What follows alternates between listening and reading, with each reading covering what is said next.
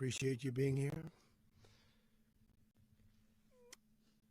Late last night and early today, at my direction, the United States Armed Forces conducted an extraordinary military operation in the capital of Venezuela. Overwhelming American military power, air, land, and sea, was used to launch a spectacular assault, and it was an assault like people have not seen since World War II.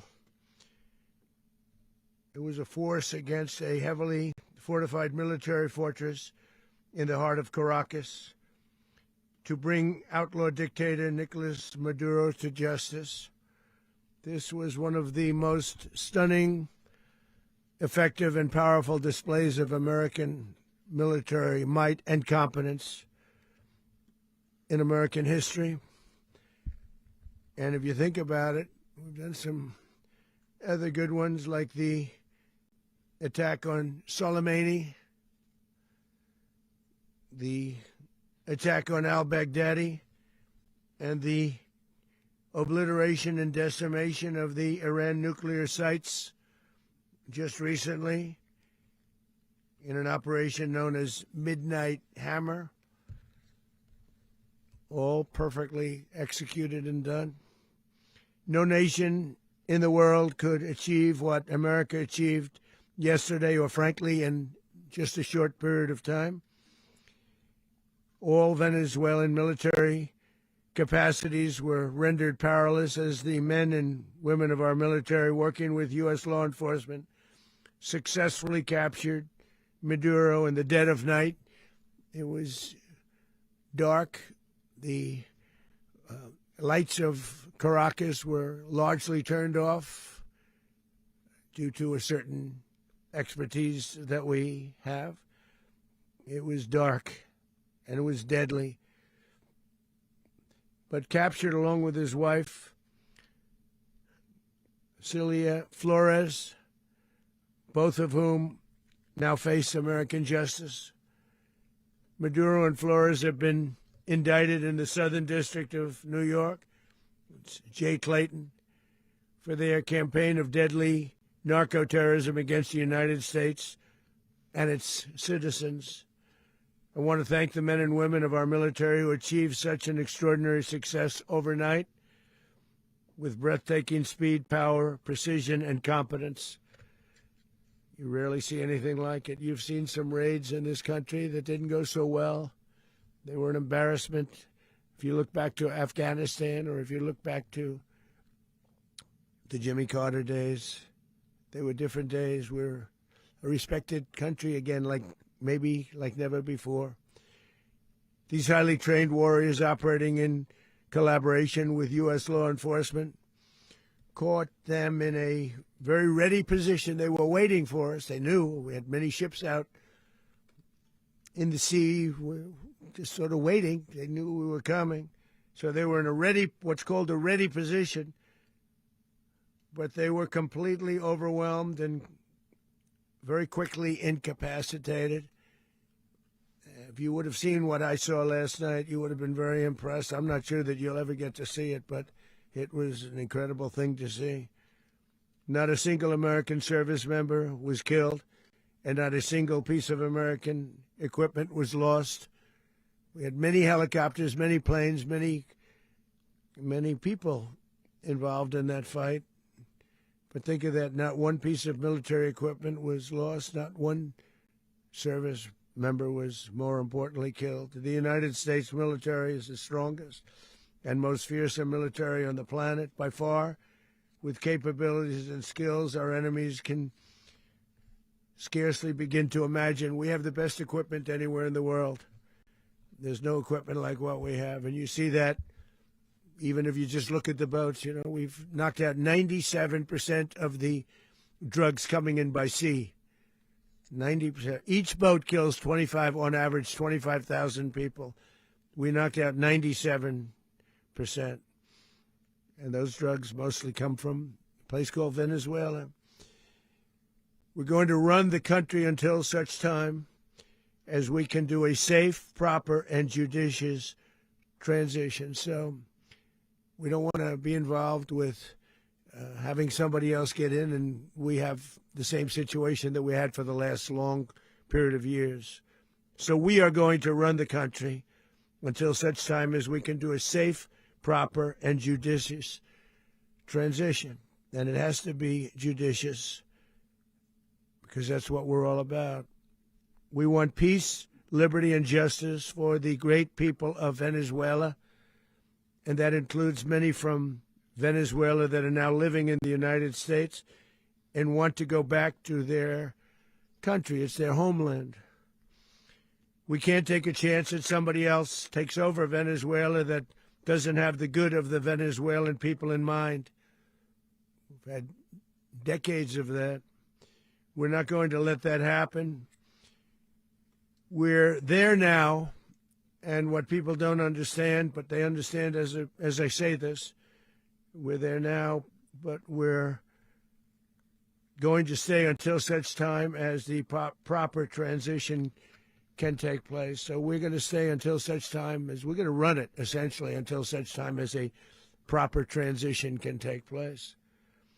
As everyone knows, the oil business in Venezuela has been a bust, a total bust, for a long period of time. They were pumping almost nothing by comparison to what they could have been pumping and what could have taken place. We're going to have our very large United States oil companies, the biggest anywhere in the world, go in, spend billions of dollars, fix the badly broken infrastructure, the oil infrastructure, and start making money for the country.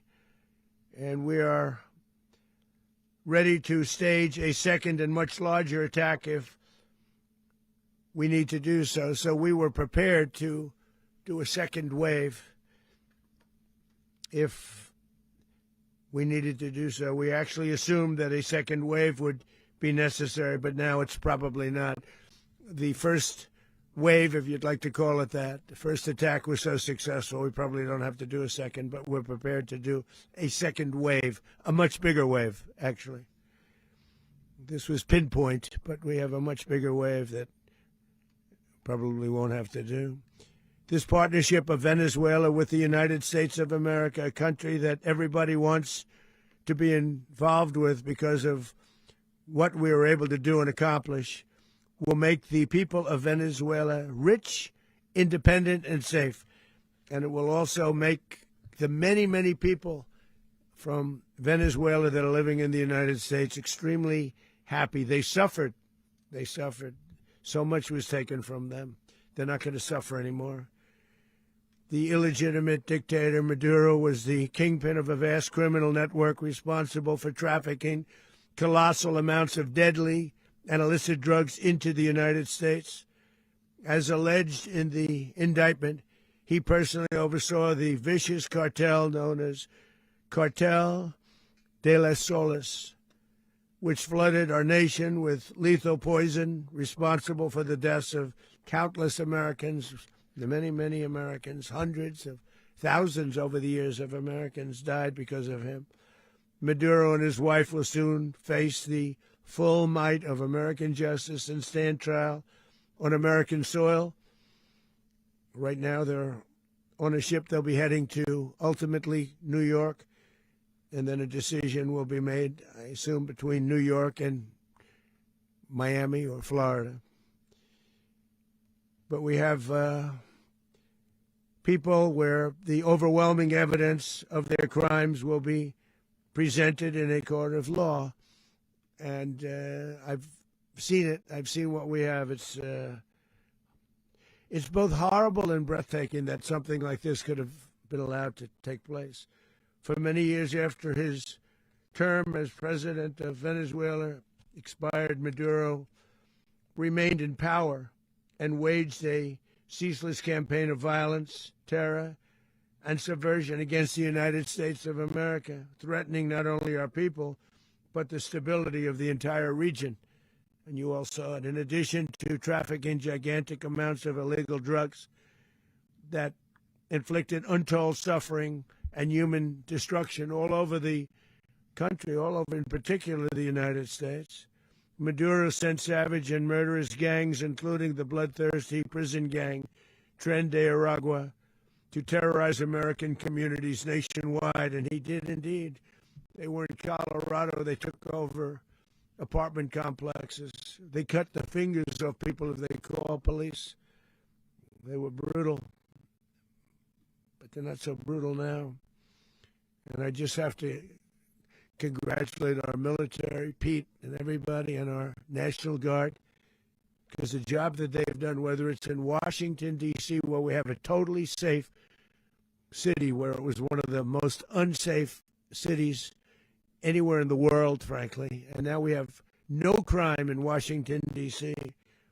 We haven't had a killing. We had the terrorist attack a few weeks ago. A little bit of a different kind of a threat, but we haven't had a killing in a long period of time, 6, 7 months. We used to have on average, two a week in Washington, our capital. We don't have that anymore. The restaurants are opening. Everyone's happy. They're going, they walk in their daughters, they walk in their children, their wives, they walk to restaurants. Restaurants are opening all over Washington, D.C. So I want to thank the National Guard. I want to thank our military. And I want to thank law enforcement. It's been amazing.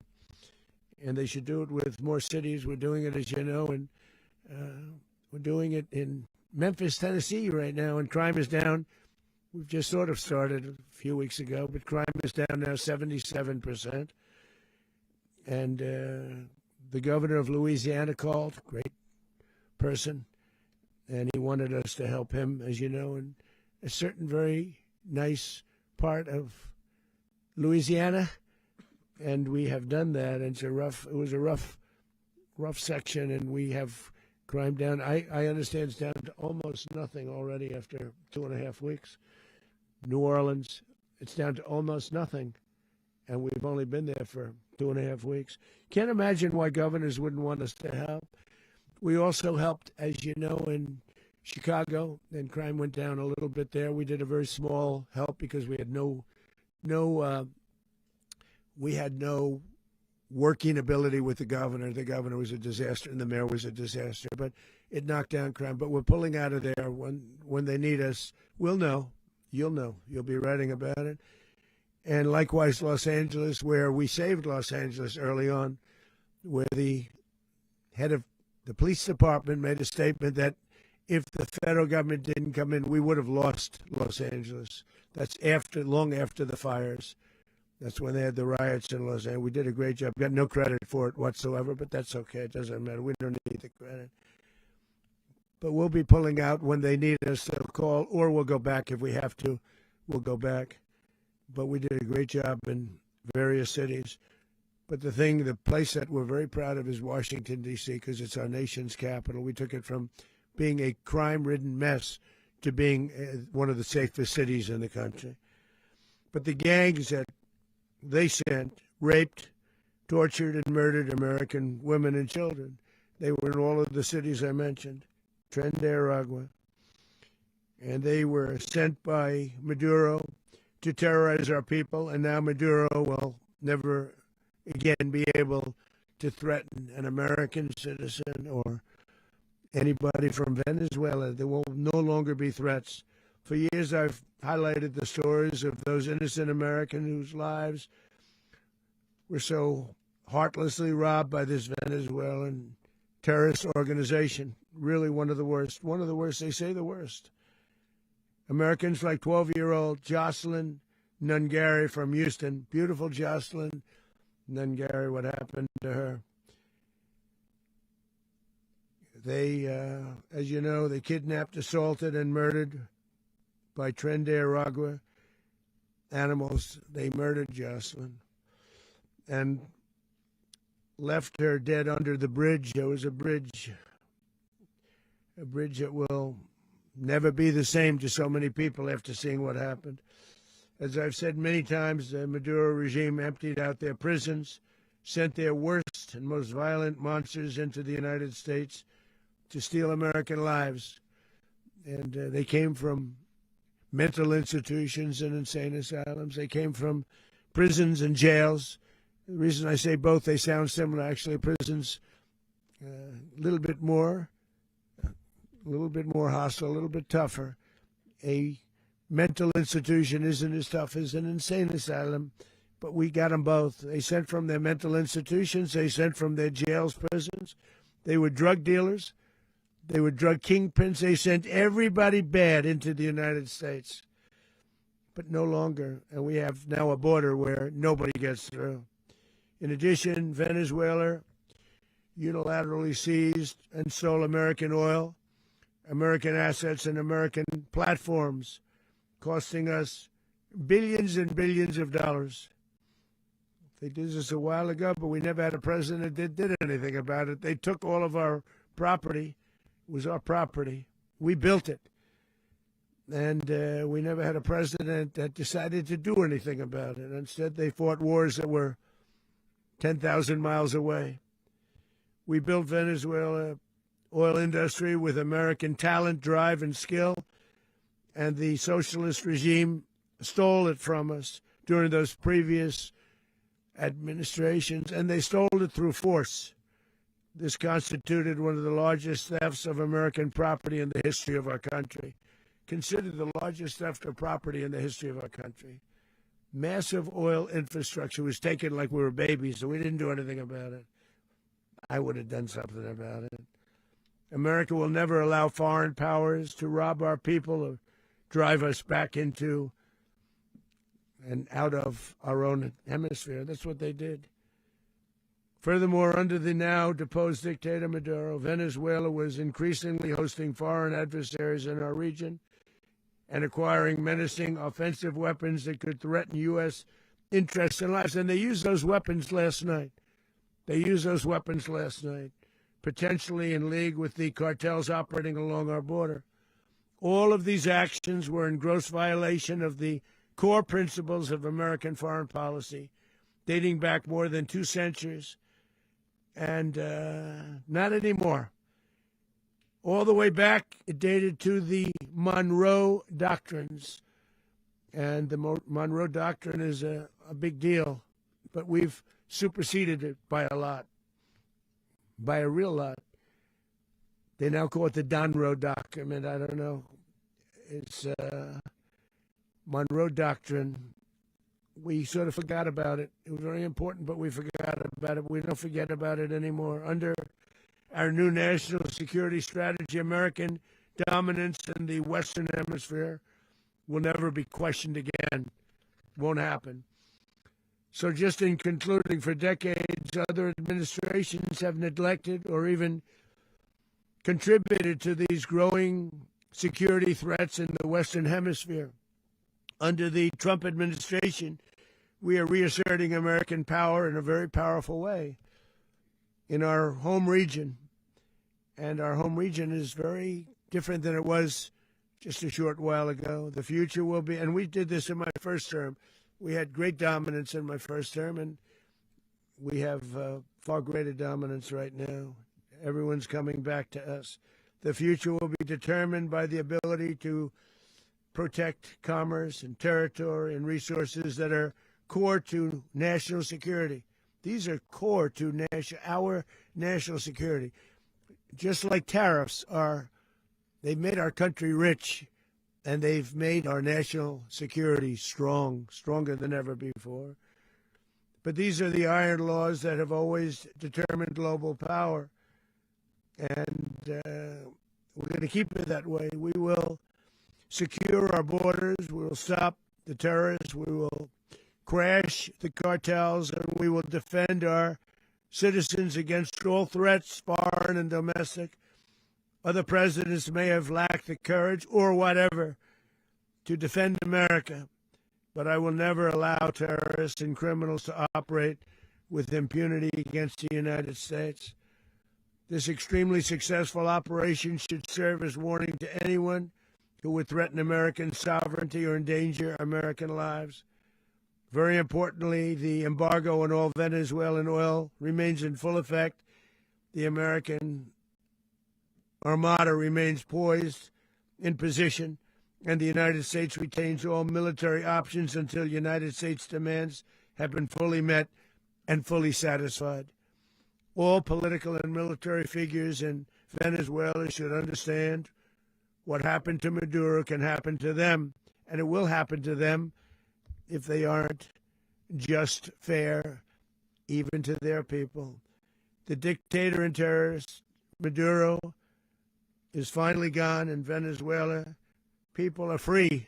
They're free again. It's been a long time for them, but they're free. America is a safer nation this morning.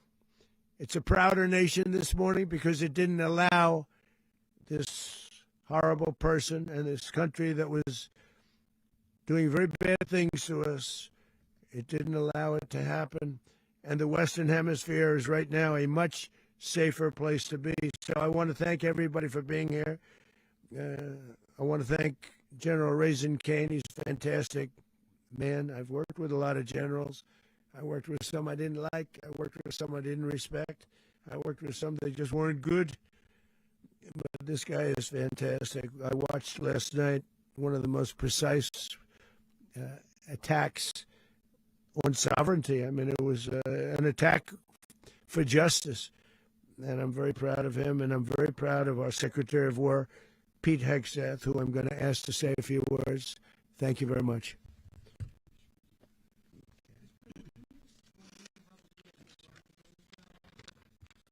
Well, thank you, Mr. President. Finally, a commander-in-chief the world respects and the American people deserve. And as the president said, words can barely capture the bravery and the power and the precision of this historic operation. A massive joint military and law enforcement raid flawlessly executed by the greatest Americans our country has to offer. American warriors are second to none, the best in the world and the best of our country. What all of us witnessed last night was sheer guts and grit, gallantry, and glory of the American warrior. I'm simply humbled by such men. And I tip my hat to our chairman, Dan Raisin Kane, and all those Americans who stood watch last night. Our warriors are the elite of America, and again, President Trump has your back.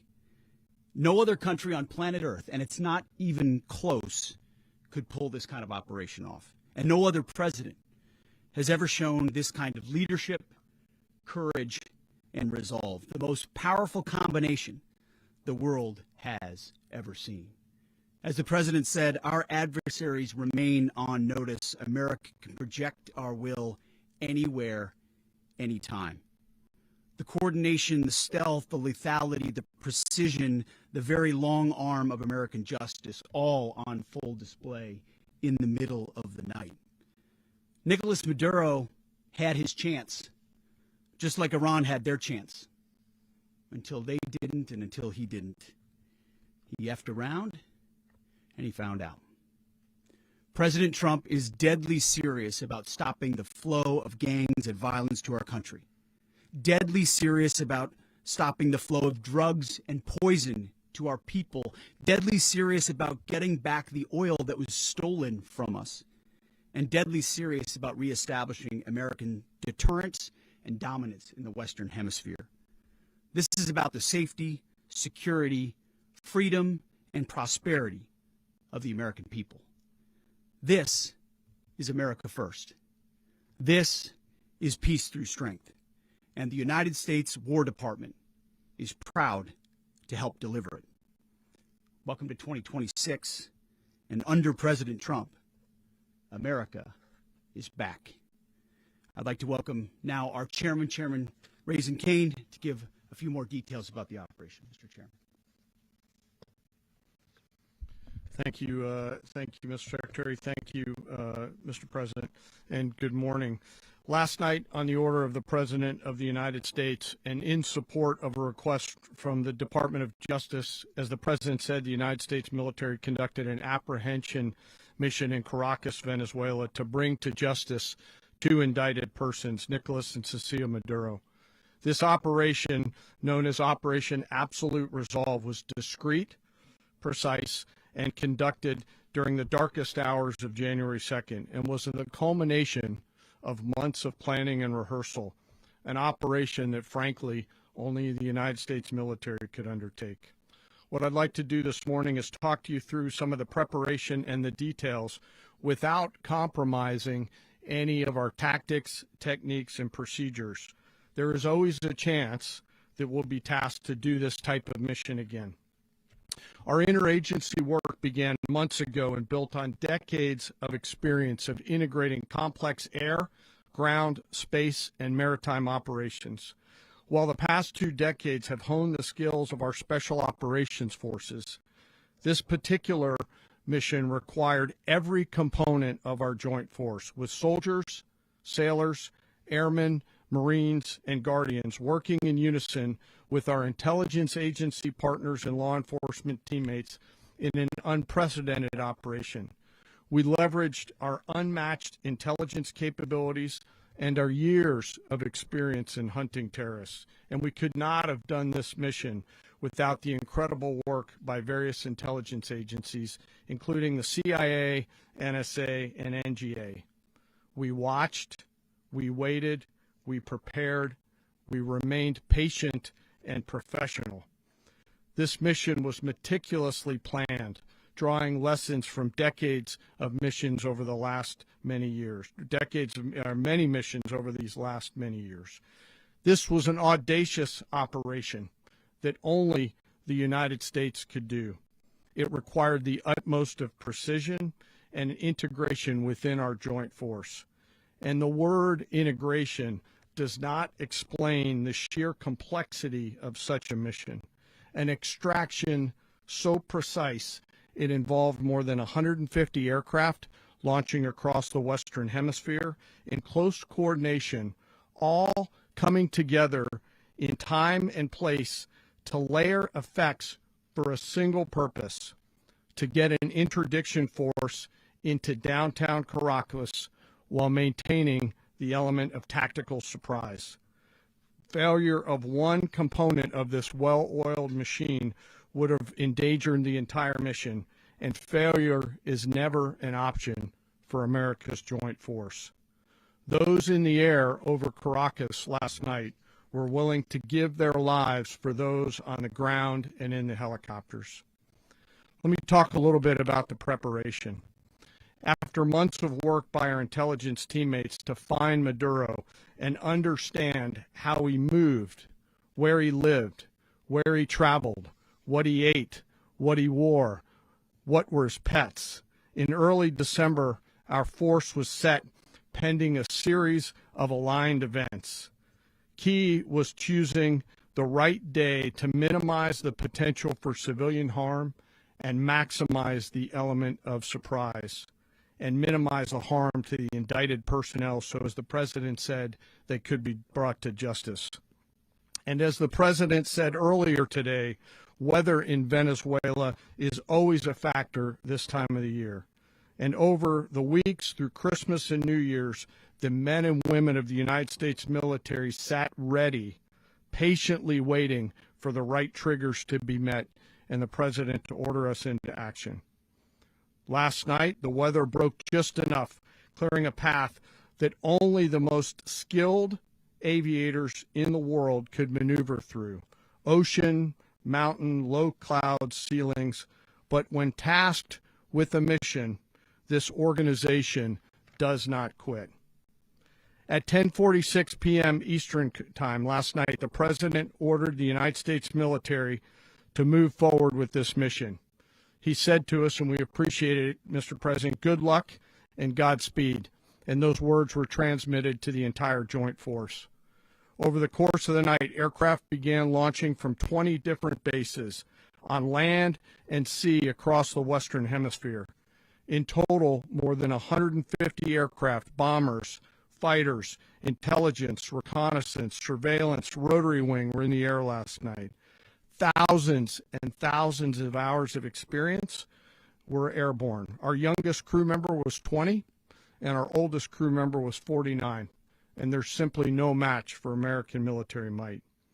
As the night began, the helicopters took off with the extraction force, which included law enforcement officers, and began their flight into Venezuela at 100 feet above the water. As they approached Venezuelan shores, the United States began layering different effects provided by Spacecom, Cybercom, and other members of the interagency to create a pathway.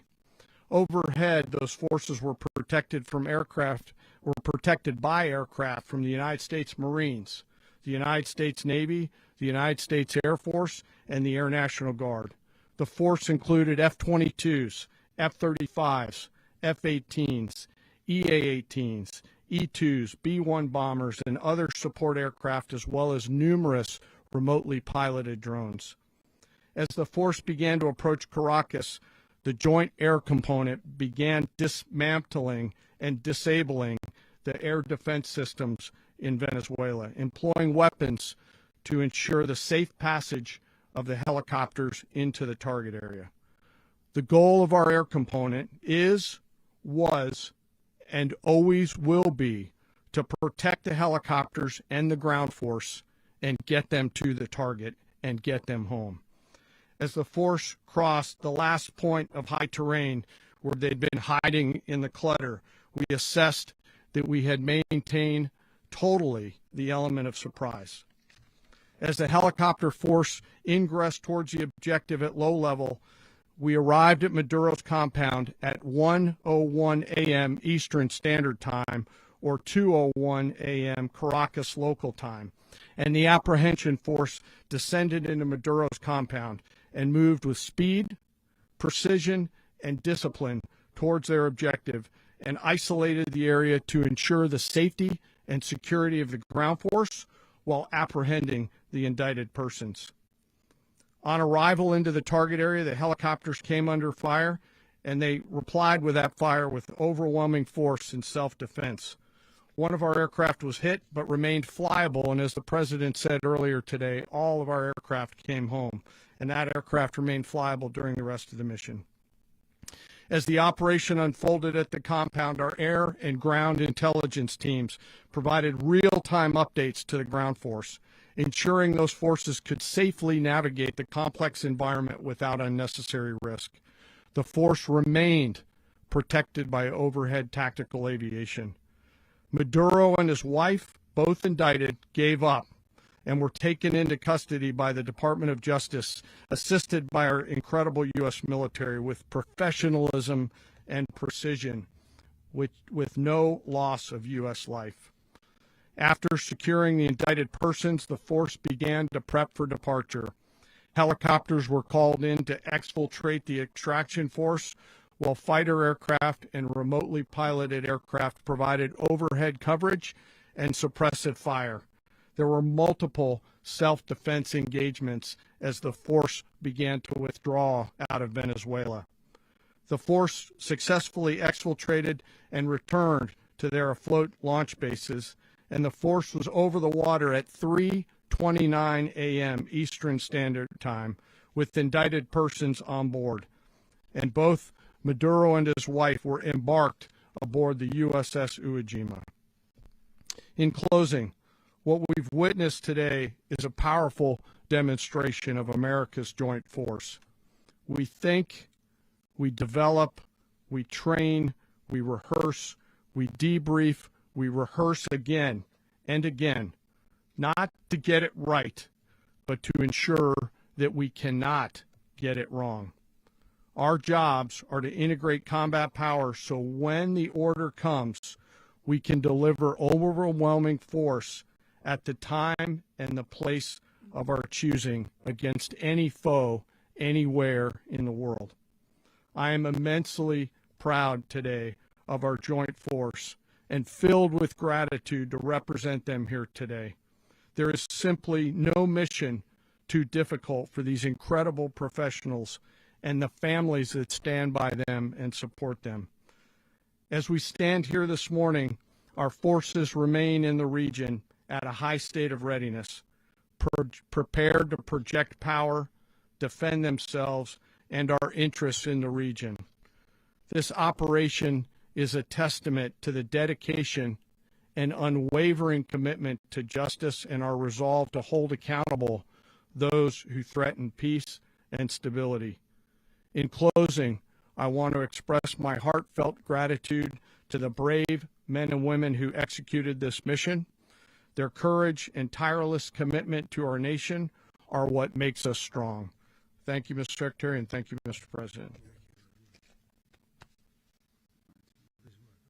Well, I don't have much to add to what you've heard now, other than the following points. Nicolas Maduro was indicted in 2020 in the United States. He is not the legitimate president of Venezuela. That's not just us saying it. The first Trump administration, the Biden administration, the second Trump administration, none of those three recognized him. He's not recognized by the European Union and multiple countries around the world. He is a fugitive of American justice with a $50 million reward, which I guess we say $50 million. And Make sure. yeah, exactly. But Don't let anybody claim it. Nobody deserves it but us. But I want to be clear about one thing. Nicolas Maduro had multiple opportunities to avoid this. He was provided multiple very, very, very generous offers and chose instead to act like a wild man, chose instead to play around. And the result is what we saw tonight. The other message here is the following. You have a guy, like many people around the world that like to play games, you have a guy who decides he's going to invite Iran into his country, is going to, do the confiscation of American oil companies, is going to flood our country with gang members, is going to take Americans prisoner and try to hold them for hostage and trade them like he was able to do with the Biden administration. Basically likes to play games all this time and thinks nothing's going to happen. And I hope what people now understand is that we have a president. The 47th president of the United States is not a game player. When he tells you that he's going to do something, when tells you he's going to address a problem, he means it. He actions it. I can tell you, I've watched this process now for 14, 15 years, been around it. Everybody talks. I'm going to do this. I'm going to do that. When I get there, we're going to do this. We're going to take. This is a president of action. Like, I don't understand yet how they haven't figured this out. And now, if you don't know, now you know. Because this is the way it's going to play out. And I think people need to understand that this is not a president that just talks and does letters and press conferences. And, if he says he's serious about something, he means it. And this is something that was a direct threat to the national interest of the United States, and the president addressed it. There's a president of peace, by the way. I told you what I just said earlier. This guy had multiple opportunities to find his way somewhere else and figure out another. He could have been living somewhere else right now very happy, but instead he wanted to play big boy. And so now, he's got other sets of problems on his hands. And but I think that the message here should be for the world. Look, the president doesn't go out looking for people to pick fights with. He's not generally wants to get along with everybody. We'll talk and meet with anybody, but don't play games. Don't play games with this president's in office, because it's not going to turn out well. And so I hope that I guess that lesson was learned last night, and we hope it'll be instructive moving forward. Is that a message for Cuba, Mr. President?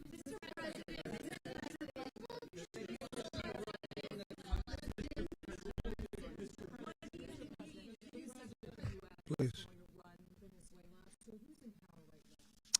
Well, we're going to be running it with a group, and we're going to make sure it's run properly. We're going to rebuild the oil infrastructure, which will cost billions of dollars. It'll be paid for by the oil companies directly. They will be reimbursed for what they're doing, but that's going to be paid. And we're going to get the oil flowing the way it should be. As you know, it was just a minor flow. It was actually a minor flow for what they have. But we're going to run it properly. We're going to make sure the people of Venezuela are taken care of. We're going to make sure the people that were forced out of Venezuela by this thug are also taken care of. President, does the U.S. running the country mean that U.S. troops will be on the ground? How will that work? Well, they always say boots on the ground. So we're not afraid of boots on the ground if we have to have. We had boots on the ground last night at a very high level, actually. We're not afraid of it.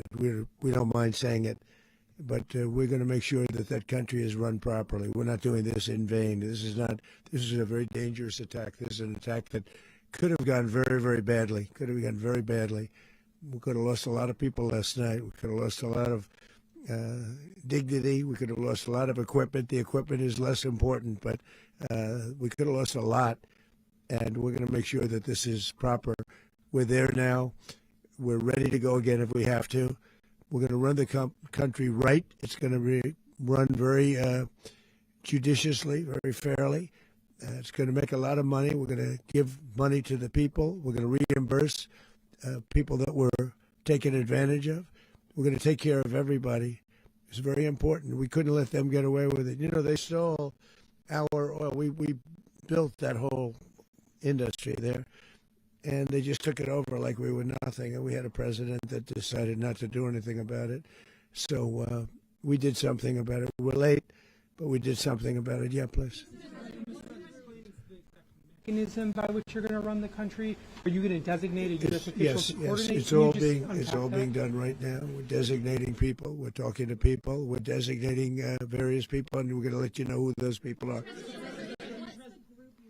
Would run Venezuela? Well, it's largely going to be for a period of time. The people that are standing right behind me, we're going to be running it. We're going to be bringing it back. It's a dead. You know, I talk about a dead country. A year and a half ago, we were a dead country. Now we're the hottest country anywhere in the world. We're a country doing better than any country anywhere in the world. And it required leadership. Venezuela has a lot of bad people in there, a lot of bad people that shouldn't be leading. We're not going to take a chance that one of those people take over for Maduro. So you can look at, and others, we have fantastic people, including people in the military. So we're going to have a group of people running it until such time as it can be put back on track, make a lot of money for the people, and give people a great way of life, and also reimbursement for people in our country that were forced out of Venezuela. Rubio would be. You said earlier today that you weren't going to back Machado to come back and be the opposition leader in your Fox and Friends interview. And then you also mentioned the vice president of Venezuela. Are you going to work with the vice president of Venezuela, or how do you foresee the relationship Well, going? I understand she was just sworn in, but she was, as you know, picked by Maduro. So Marco's working on that directly. He just had a conversation with her, and she's essentially willing to do what we think is necessary to make Venezuela great again. Very simple. Mr. President, Colombian President Gustavo Petro, a couple weeks ago, he said he's got to watch his ass. And today, he said he's not concerned about anything happening to him in the aftermath of this operation. So, just what your message is about that? Well, he has cocaine mills. He has factories where he makes cocaine. And, yeah, I think I stick by my first statement. He's making cocaine. They're sending it into the United States. So he does have to watch his ass. Mr. President, did you notify any members of Congress in advance? Marco, do you want to talk about that? Because you were involved. Sure.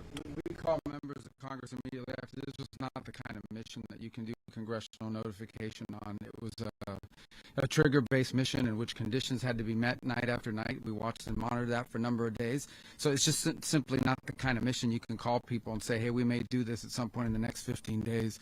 But it's largely a law enforcement function. Remember, at the end of the day, at its core, this was an arrest of 2 indicted fugitives of American justice, and the Department of War supported the Department of Justice in that job. Now, there are broader policy implications here, but it's just not the kind of mission that you can pre-notify because it endangers the mission. Well, sir, if I could add one thing to that. Congress has a tendency to leak. This would not be good. If they leaked, General, I think it would have been maybe a very different result. But I have to say, they knew we were coming at some point, you know. A lot of ships out there, they sort of knew we were coming. We went to. But Congress will leak, and we don't want leakers. People to watch this all play out live. What was Maduro doing when the U.S. forces entered what I assume would be his home? And also, was there any point where the U.S. was considering if Maduro pushed back or resisted killing Maduro? It could have happened. It could have happened. He was trying to get into a safe place. You know what a safe place is, all steel. And he wasn't able to make it to the door because our guys were so fast. They went through the opposition so fast. And there was a lot of opposition. You know, people were wondering, did we get them by surprise? Sort of surprised, but they were waiting for something. It was a lot of opposition. There was a lot of gunfire. You saw some of it today.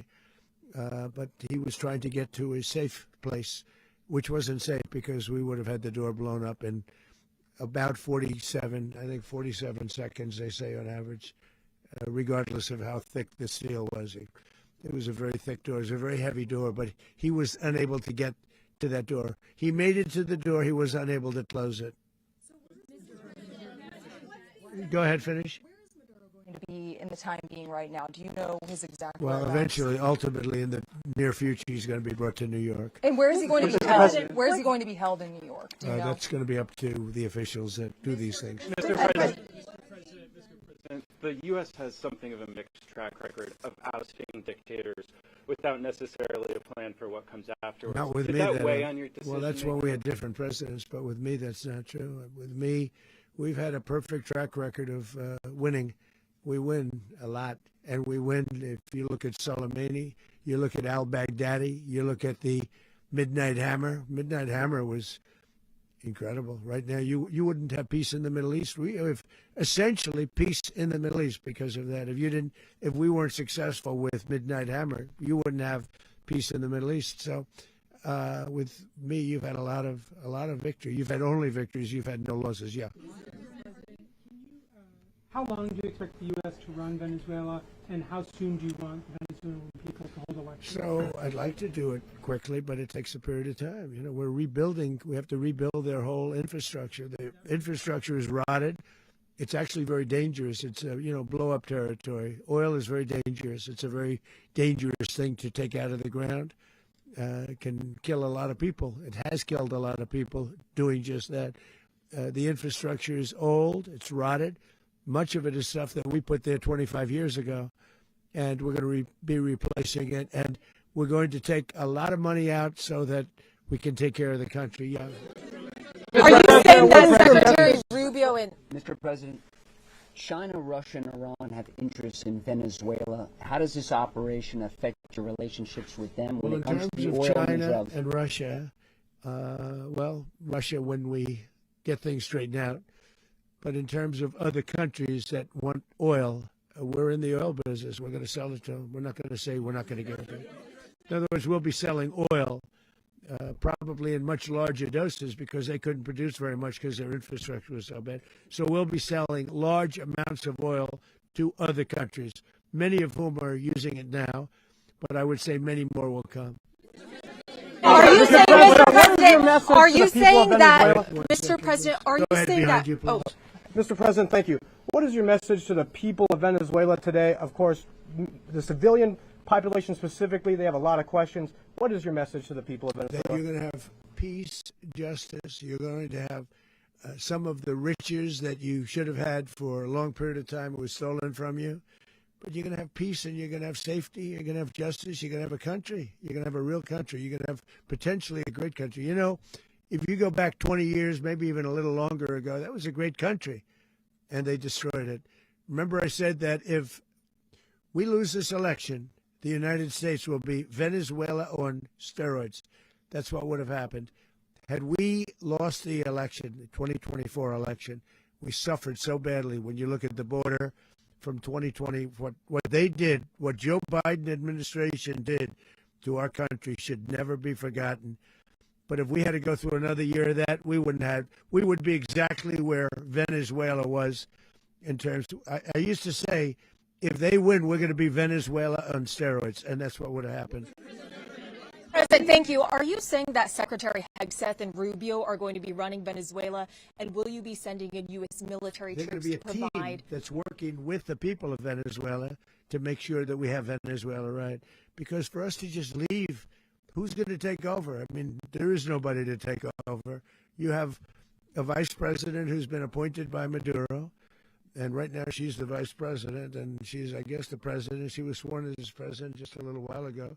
She had a long conversation with Marco, and she said, we'll do whatever you need.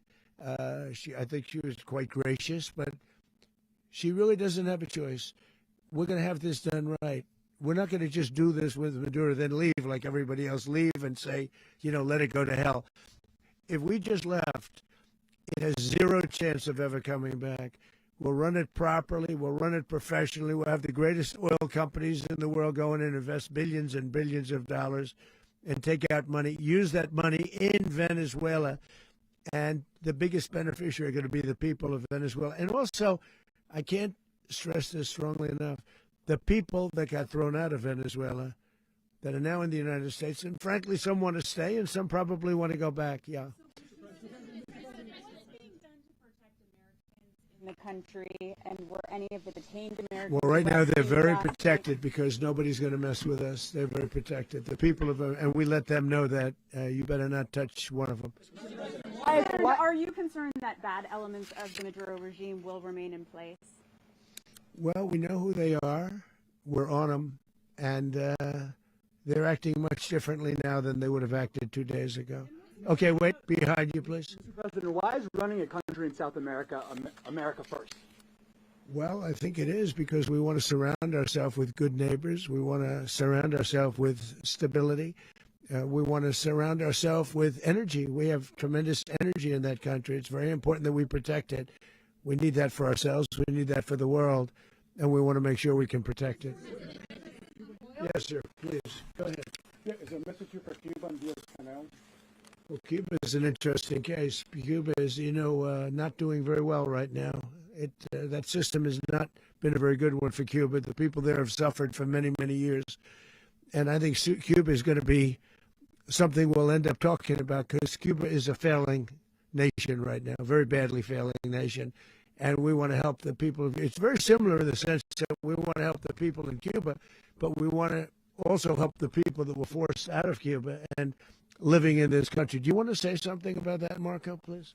Well, I mean, I just gave you a statement a few minutes ago about, when the president speaks, you should take him seriously. So suffice it to say, Cuba is a disaster. It's run by incompetent, senile men, and in some cases, not senile, but incompetent nonetheless. It has no economy. It's in total collapse. And by the way, they were, all the guards that helped protect Maduro, this is well known, their whole spy agency, all that were full of Cubans. I mean, it's amazing. This poor island took over Venezuela in some cases. One of the biggest problems the Venezuelans have is they have to declare independence from Cuba. They tried to basically colonize it from a security standpoint. So, yeah, look, if I lived in Havana and I was in the government, I'd be concerned, at least a little bit. Well, the president already announced a week ago that anything that's sanctioned oil, it's not going to be allowed to get there. So that's a pre-existing. The answer is yes. Yes.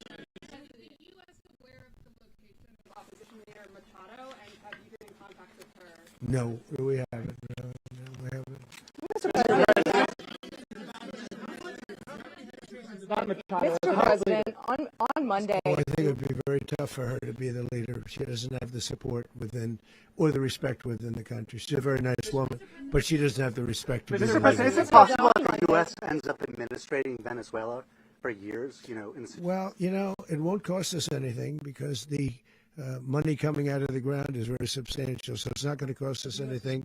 We want safety there. We want to be surrounded by countries that aren't housing all of our enemies all over the world. That was happening, and you don't want to have that. But we're going to be rebuilding, and we're not spending money. The oil companies are going to go in. They're going to spend money. We're going to take back the oil that, frankly, we should have taken back a long time ago. A lot of money is coming out of the ground. We're going to get reimbursed for all of that. We're going to get reimbursed for everything that we spend. So it's going to be a very important. This is a very big evening that took place last night. We have to be surrounded by safe, secure countries. And we also have to have energy, very important. We have to have energy that's real energy, not where they're getting 4% and 5% of the energy out of the ground. You take a look. It was such a disaster. So what's going to happen with Venezuela, I think, over the next period of a year is going to be a great thing. And the people of Venezuela will be the biggest beneficiaries. U.S. military. Mr. President, thank you. What did you last speak to Maduro about when you spoke? And is the Well, I don't want to get into the conversations, but I did have conversations with him, and I said, you got to surrender. And I actually thought he was pretty close to doing so, but now he wished he did, yeah. You said that Maduro is responsible for drug trafficking. You recently pardoned the former former president of Honduras who was convicted of many drug trafficking. Can you explain how these two situations are different? And would you ever pardon Maduro? I endorsed, as you know, the winning president, the man who won in Honduras. I endorsed the man who won in Chile. I endorsed the man who won in Argentina. And we are doing very well with that whole group. What the man that I pardoned was, if you could equate it to us, he was treated like the Biden administration treated a man named Trump. That didn't work out too well for them. This was a man who was persecuted very unfairly. He was the head of the country. He was persecuted very unfairly. And there are a number of them. And we felt that it was a very unfair situation that happened to him. He's also a party member of the man who won. So obviously the people liked what I did. And one of the reasons that was done is because of the fact that the party in power felt very strongly that that man was treated very badly. I studied it very quickly, and then I studied it in great detail. I went to a lot of the people standing behind me, and they felt that that man was persecuted and treated very badly. That's why I gave him a pardon. You referenced boots on the ground earlier. Can you just sort of button this up? Do you envision the U.S. military having a presence in Venezuela as the U.S. runs that Well, country? no, we're going to have a presence in Venezuela as it pertains to oil, because we have to have, we're sending our expertise in. So you may need something, not very much. But no, we're going to be taking out a tremendous amount of wealth out of the ground. And that wealth is going to the people of Venezuela and people from outside of Venezuela that used to be in Venezuela. And it goes also to the United States of America in the form of reimbursement for the damages caused us by that country. So I want to thank you all very much. Thank you. Do you have one? Yes, please. You were so nice before. I'm going to give you the final question. Go ahead. Thank you, Mr. Unless it's a President. bad question, in It's which about case Putin. I'll go one word. It's about who? It's about Putin, if you want. About Putin. Well, that's always nice You had a to talk phone. about Putin. You had a phone call with him on Yeah. Monday. Did he talk at all about Maduro? Did y'all talk about this? No, we didn't. And We then- never spoke about Maduro. Are you mad at him right now? I mean, there's this I'm not intelligence. thrilled with Putin. I'm not thrilled with Putin. He's killing too many people. I thought that would be so. I settled 8 1/4 war. You know what the 1/4 was? Thailand and Cambodia. I did it again. They broke out, and I did it in about 5 hours, and I settled it. I'm giving myself 1/4, so I'm up to now 8 1/4. In other words, I settled the war, but then they broke out. They had a pretty bad breakout over the last 4 days. I got them to go back to peace, so I only give 1/4. I thought the easiest one would be, one of the easier ones would be Russia, Ukraine. It's not, and they both have done some pretty bad things. And look, that's Biden's war. That's not my war. But I want to stop the lives. Did you see where last month, 30,000, this last, it was 27,000 the month before. 30,000, mostly soldiers, were killed this last month. 30,000. I want to stop that. You know, I got NATO to pay 5% instead of the 2% that they weren't paying. They weren't paying 2, now they pay 5. And we send them a lot of munitions. We send them a lot of things, missiles and various other things, a lot. And they pay. The United States is not losing money. We're probably making money on that. It's the last thing I care about. I just want to stop all those people. We're losing 25,000, 30,000 human beings. They come from 2 places that are very far away. But if I can stop, because it's something I've been pretty good at doing, deals, I guess. It's all a deal. Life is a big deal.